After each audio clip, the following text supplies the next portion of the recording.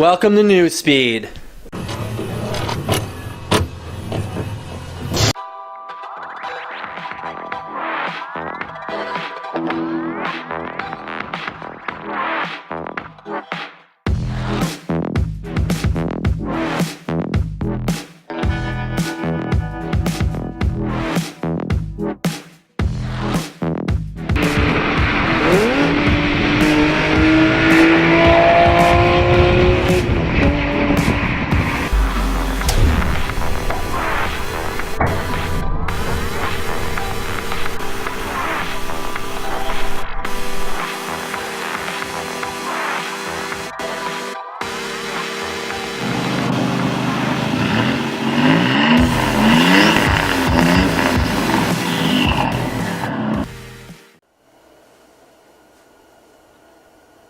Alright, welcome back to Newspeed.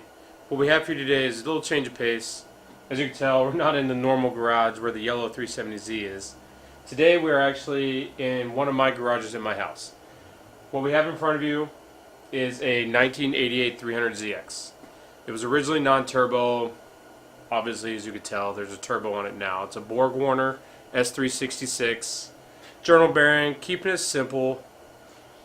I'm hoping to get around 500 to 600. That's the hope. Still stock bottom end. I don't expect it to last long. I'm hoping to eventually start a stroker build. Still sticking with the VG. That might change in the future, but we'll see what happens. We'll go from there. Alright guys, a little background of the car. I picked the car up a couple years ago, I think going on 3 years now. It was on a Craigslist find. I was actually searching for just something rear-wheel drive, manual trans, fun. And I found this one. The listing stated that they were on their way to move out, and they had no room to take it. So I got it pretty cheap. I'll insert a picture here of what it looked like when I found it, and I'll also introduce. Excuse me. I'll put in a couple other photos. They're just, I don't have much video. But we'll do another couple other photos of a few things I did to the car to get it to this point now. And then that'll bring you up to date. Alright guys, a few other things I want to mention too. So down here we're going to have turbo downpipe that I've fabricated from scratch. I heat wrapped it. Obviously you can see how close it gets to the master cylinder. But we've also decided to go with a brake booster eliminator kit and from Chase Bays. So that'll give us a lot more room in this area here. Another thing you notice as well, we are running the factory crossover pipe, factory turbo manifolds. And like I said, the engine from the bottom end is pretty much stock. There's the stock pistons, rods, and as far as I know, this is the stock engine that came with this car. Another thing we have here too, we are running a AEM boost controller and gauge. We are running a an Innovate Motorsports wideband.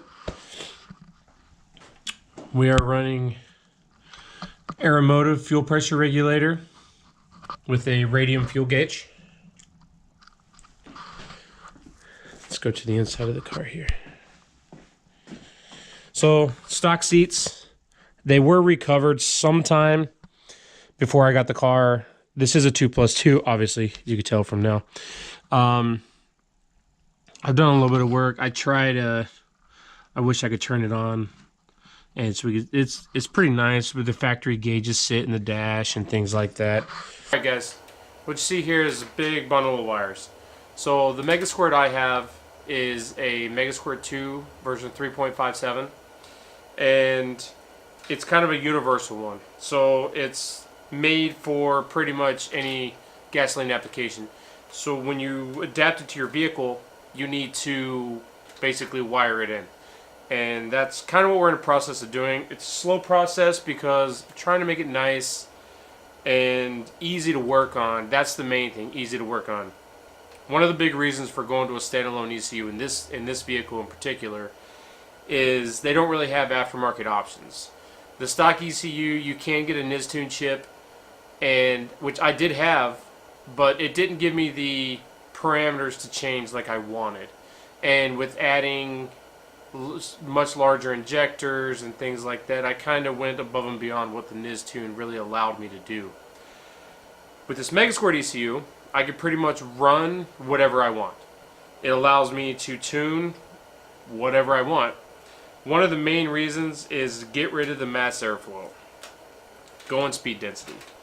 Basically, I broke down in Georgia at Z Nationals, and that was the last straw.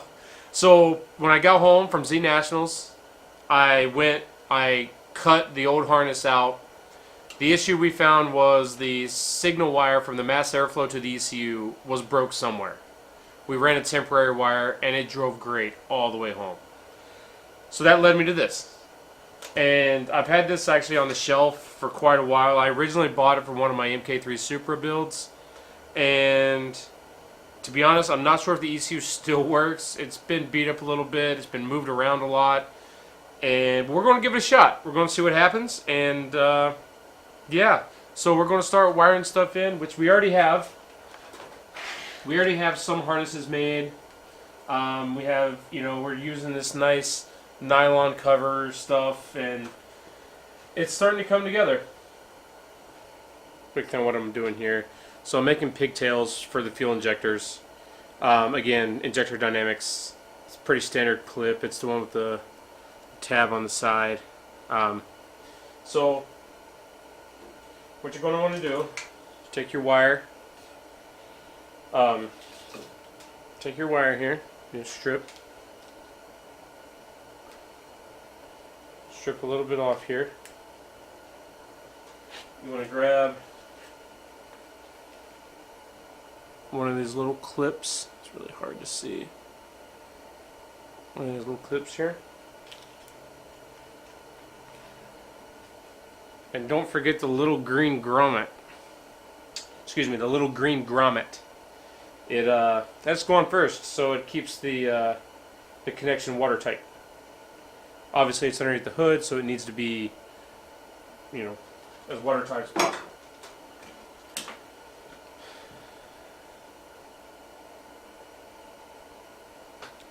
And set your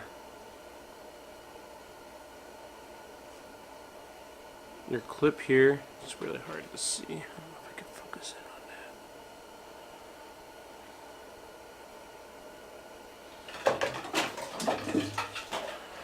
Let me see if we can do this.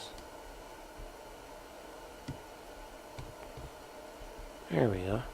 Look at that. So there's your little clip. So you want to stick the wire in so it sits inside of it like that, right?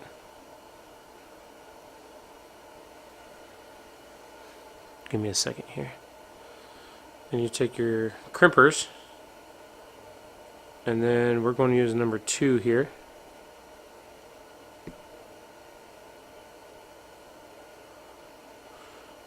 And then you crimp it down.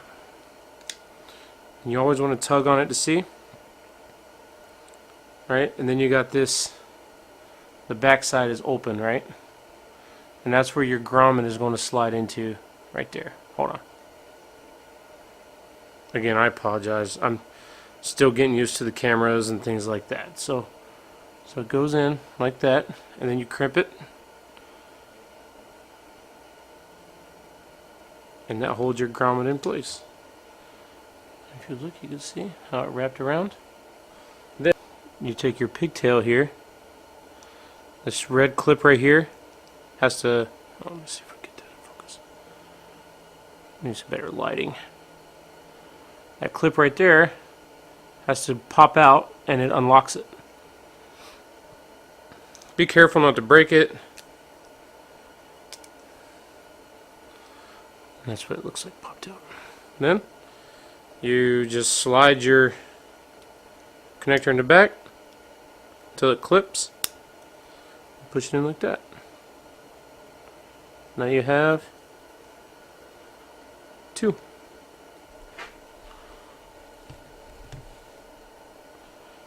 Alright, so sorry about the video, guys, but yeah, again, still getting used to it.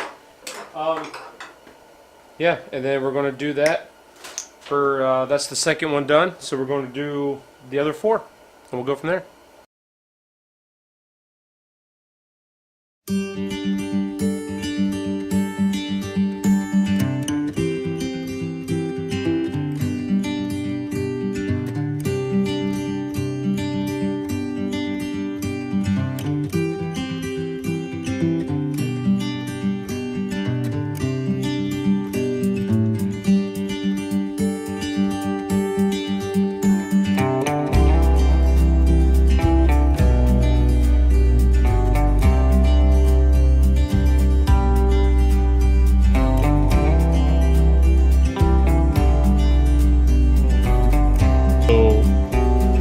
Right here is the Fusible Links I was talking about.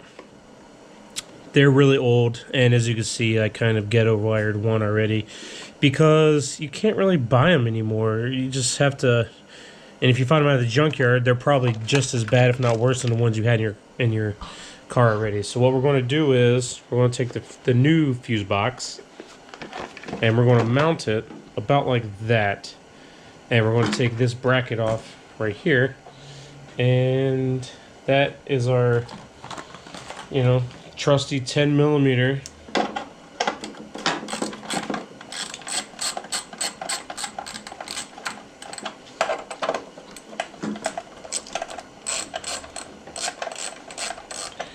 And then we will we'll eventually get in here and make a bracket, because only one of these sides, oh, it's really tight.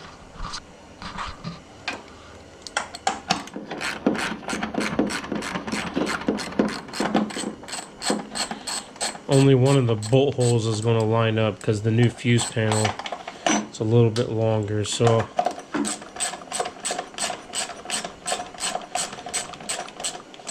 we'll have to pull out one of the welders.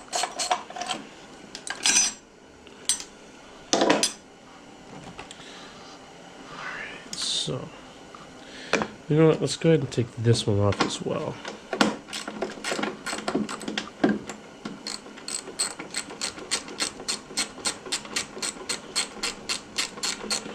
Basically, the wires that are in here are the wires that I'm going to need from the factory ignition to come into the new fuse panel for at least ignition. 12 volts and everything will probably all be new. Let's get that out the way. Let's get this in here. See how that looks good.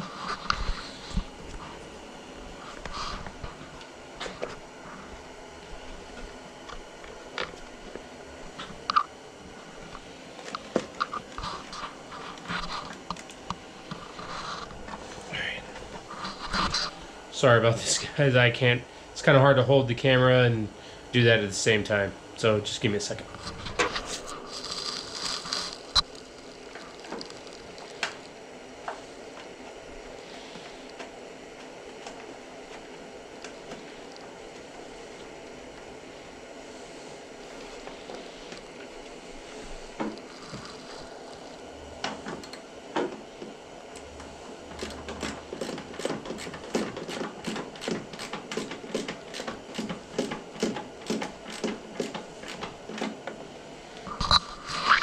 Alright guys, so that's basically how it's going to sit, and like I said, we'll get a nice fancy sticker made. Maybe we'll stick with the whole 80s theme. That's what I'm hoping for anyways. So, yeah. Basically just an introduction to this car, one of our builds. We also have 2 more of our builds that we're doing that we have not introduced yet. They're both domestic cars. Both are doing engine swaps. I guess we'll let you know when we can. So at the end of the videos, obviously, you know, we have to do the whole like, comment, subscribe, ring the bell, thumbs up, thumbs down. Let us know what we're doing right. Let us know what we're doing wrong. We want to build. We want to be better. We want to give you better content, better videos. So give us a shout. Email newspeed3@gmail.com. You could send us YouTube messages, I do believe. We're also on Facebook. And yeah, check us out. See ya.